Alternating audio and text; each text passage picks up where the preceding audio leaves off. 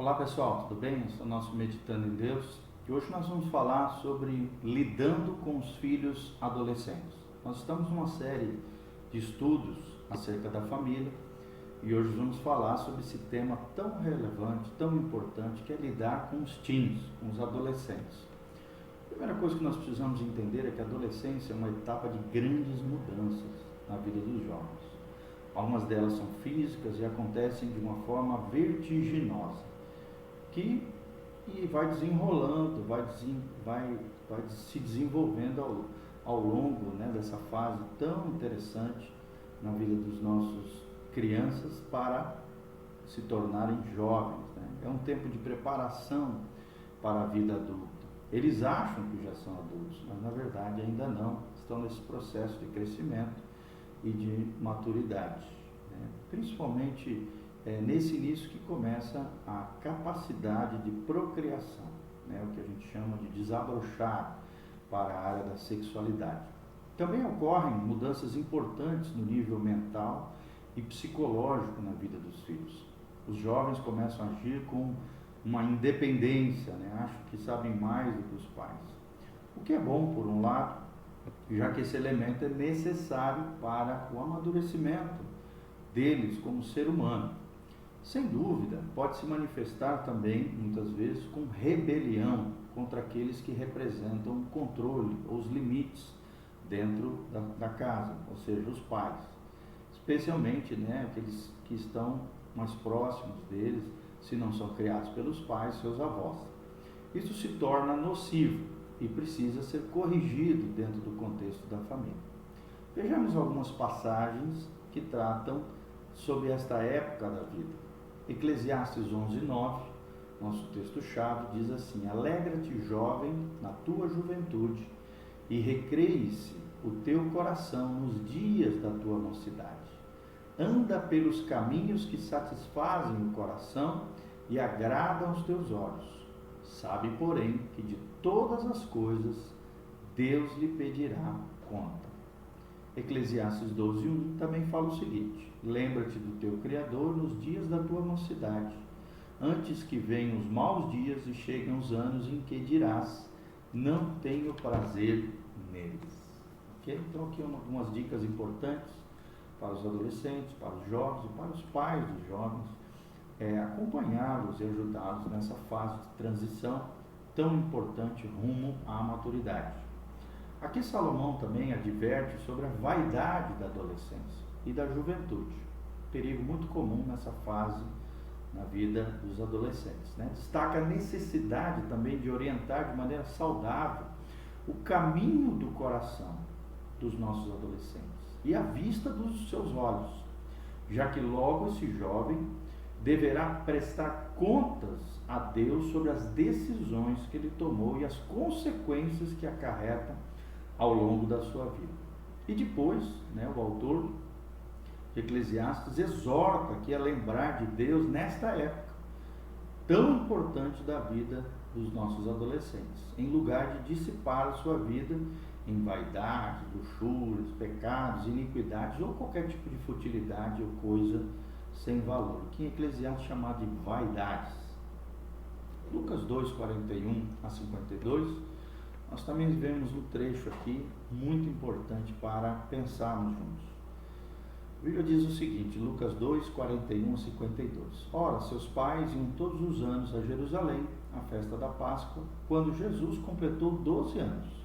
Subiram eles, segundo o costume da festa, e terminados aqueles dias, ao regressarem, ficou o menino Jesus em Jerusalém, sem o saberem seus pais, julgando, porém, que estivesse com os companheiros de viagem. Andaram o caminho de um dia e o procuraram entre os parentes e conhecidos, e não o acharam. Voltaram a Jerusalém em busca dele. E acontecendo que, passados 3 dias, o acharam no templo, sentado no meio dos doutores, ouvindo-os e interrogando-os. E todos os que ouviam se admiravam da sua inteligência, das suas respostas. Quando o viram, ficaram maravilhados, e disse-lhe sua mãe: Filho, por que procedestes assim para conosco? Ou seja, Maria falou para Jesus: Eis que teu pai e eu, ansiosos, te procurávamos. Respondeu-lhes ele: Por que me procurar? vez? Não sabeis que eu devia estar na casa de meu pai? Eles, porém, não entenderam as palavras que lhe disseram. Então, descendo com eles, foi para Nazaré e era-lhe sujeito. E sua mãe guardava todas essas coisas em seu coração. Então, essa passagem relata as primeiras experiências do jovenzinho Jesus de Nazaré, no templo de Jerusalém, com aproximadamente aqui 12 anos de idade. Sugere certas realidades de sua vida que constituem um desafio para cada um dos adolescentes que realmente querem agradar o coração de Deus. Por exemplo, a primeira coisa que nós observamos nesse texto é que Jesus tinha consciência da própria identidade. Ele tinha consciência da própria identidade. Ou seja, aos 12 anos, Jesus já sabia quem era, tinha clareza sobre a sua relação com o Pai eterno e entendia que devia se sujeitar a Maria e José. Quem, na realidade, não compreendia sua identidade, nem compreendia a profundidade de sua relação com Deus ainda, eram os seus pais. Na adolescência, os pais começam a afrouxar, às vezes, um pouco as rédeas. Isso é um problema. O jovem já não é uma criança, mesmo que não seja um adulto ainda. Uma das maiores descobertas dessa fase é a identidade própria, o que não se produz de repente, mas de forma gradual e paulatina, na medida em que o jovem, o adolescentezinho, vai adquirindo maturidade e identidade no Senhor com o auxílio e ajuda dos seus pais. O segundo destaque que nós vemos nesse lindo trecho de Lucas 2, 41 e 52 é que é o desenvolvimento de suas capacidades e um claro sentido de responsabilidade. Nós vemos em Jesus um desenvolvimento das suas capacidades e um claro sentido de responsabilidade. Jesus conversou com os doutores da lei, com dignidade e desenvoltura. Podemos imaginar algumas das suas perguntas, né? Talvez fossem: por que estamos sob o jugo romano? Por que o povo de Deus perdeu sua dignidade?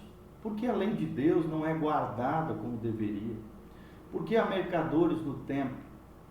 E nós ficamos imaginando Jesus fazendo essas indagações aos doutores da lei, e eles ficando impressionados com as suas argumentações, com suas proposições, né? Com suas perguntas inteligentes, né? E nós vemos claramente o assumir responsabilidades, juntamente com o exercício de capacidades próprias, desenvolvimento intelectual, erudição, crescimento, maturidade.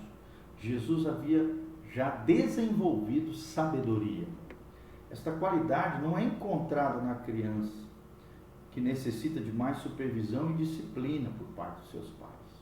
O bom senso, o bom siso aparece lentamente, de forma gradual na vida do adolescente, ao se tornar adulto, à medida em que mostra mais capacidade e responsabilidade.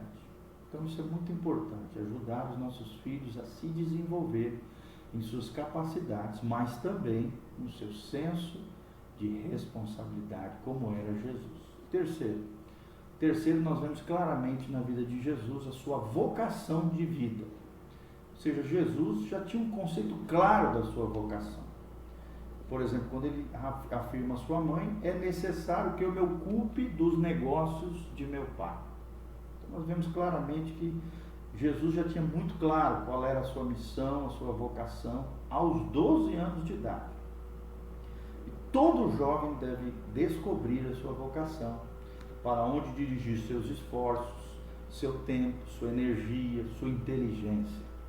E os pais precisam ajudar os filhos na descoberta desse ideal, do seu chamado, da sua vocação. Certos fatores influenciam na determinação da vocação.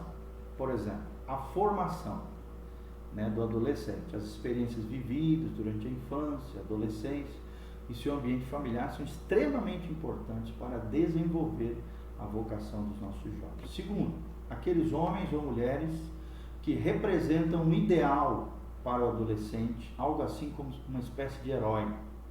Terceiro, o relacionamento com Deus. É muito importante na definição dessa descoberta em Deus, juntamente com seus pais, da vocação para o adolescente. Quarto, conhecimento das diferentes possibilidades que lhe são oferecidas, para que ele possa descobrir quais delas lhe interessam e quais são as suas aptidões, seus dons, talentos e tendências naturais. E quinto, as possibilidades e oportunidades que lhe permitem desenvolver uma determinada vocação.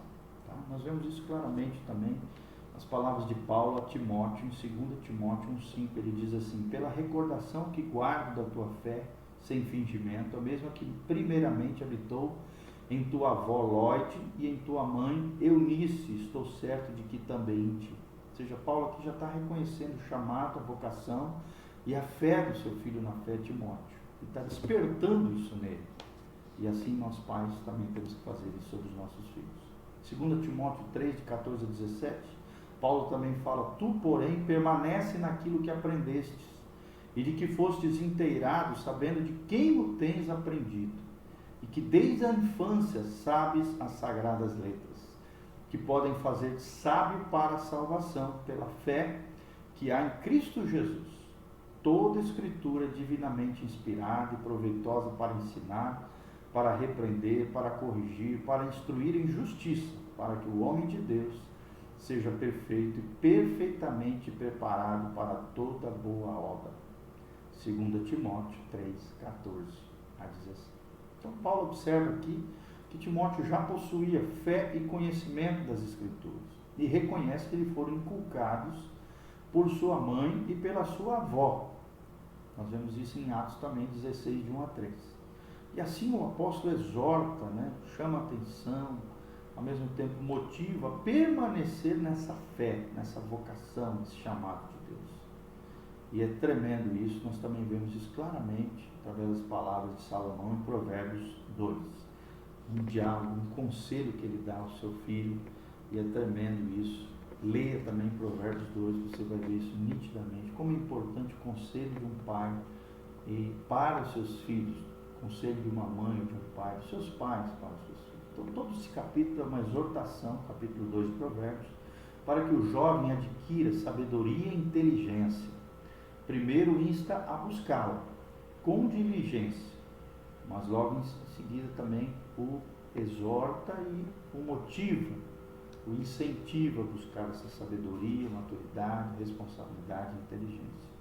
Logo então, mostra também os benefícios que alcançará, com discrição, se verá livre de perversos, das mulheres estranhas, se enriquecerá com a companhia de homens bons e justos, e todos esses valores que o jovem deve aprender a apreciar a partir do conselho dos seus pais. Ok? Então essas passagens bíblicas que nós mencionamos evidenciam o quê? O que nós podemos aprender e praticar no nosso dia a dia como pais? Primeiro, que a juventude ou adolescência é um período de grandes mudanças e transformações, de decisões, de determinações, de aprendizado, de perigos, de vaidades que a vida oferece, como nenhum outro período na vida. Segundo, Deus apela ao jovem diretamente, mostrando a sua responsabilidade na determinação do rumo da sua existência. Ele ainda não é maduro nem independente, mas é responsável por tomar decisões e enfrentar as suas consequências quando se refere a decisões erradas. E terceiro, é uma etapa da vida quando a relação com Deus é firmada, ou então perdida, quando o adolescente acaba estrambelhando, indo atrás das vaidades, futilidades e os perigos, as iniquidades e os erros mais medonhos que essa vida sem Deus oferece. Outras passagens bíblicas também destacam a influência positiva de certos jovens dentro do povo de Deus, ou na nação onde residiam. Por exemplo, os filhos de Noé, que seguiram seu pai na construção da arca. Nós vemos nitidamente isso em Gênesis 6 a Gênesis 8. Nós vemos Isaac, acompanhando seu pai para ser sacrificado. Nós vemos ali a obediência, a reverência, a responsabilidade, a maturidade que Isaac tinha, e o respeito e honra que tinha pelo seu pai, a confiança que ele tinha sobre o seu pai. Nós vemos isso nitidamente em Gênesis 22. Nós vemos também crescimento maturidade de Samuel em 1 Samuel 3, como Deus desenvolveu a vida desse jovenzinho e fez dele um grande profeta de Deus. Nós vemos isso em Davi também, 1 Samuel 16 a 20. Nós vemos como Deus foi forjando o coraçãozinho de Davi, mesmo em tenra idade, ali, adolescentezinho, cuidando das ovelhas do seu pai. Lá de trás das malhadas, Deus já ia forjando esse coraçãozinho precioso. Esse homem que foi chamado na Bíblia de o homem segundo o coração de Deus. Vemos também Daniel e os 3 jovens, seus amigos hebreus, na Babilônia. Nos capítulos 1 a 3 de Daniel, é lindo ali como eles eram fiéis ao Senhor, a fidelidade, a honra deles ao Senhor, a todo custo, né? Como já estava impregnada a fidelidade a Deus desde tenra idade, mesmo num ambiente hostil, num ambiente terrível, complicado, corrupto, que era a Babilônia, eles se mantiveram fiéis ao Senhor. Daniel, Sadraque, Mesaque e Abednego. Também vemos isso na vida de Timóteo e de Tito, Atos 16, 1, de 1 a 3, né? Nós vemos em 1 e 2 Timóteo claramente isso, no livro de Tito e outros livros. E vemos também, infelizmente, alguns exemplos negativos, né? Dentre eles, vamos só destacar os filhos do sacerdote Eli, que realmente foram maldição para a vida de seu pai não puxou a orelha, não exortou, acabou morrendo também pelo desprezo e desonra ao Senhor.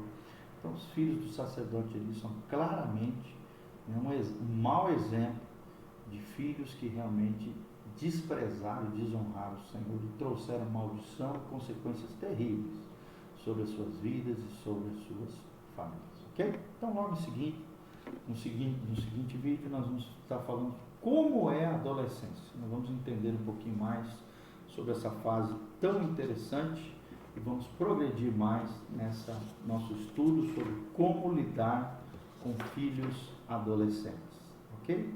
Que Deus abençoe, continue conosco, culto no nosso canal PR Giovanni e o nosso Facebook é o facebook.com/meditando em Deus, um projeto que visa edificar e abençoar a sua vida.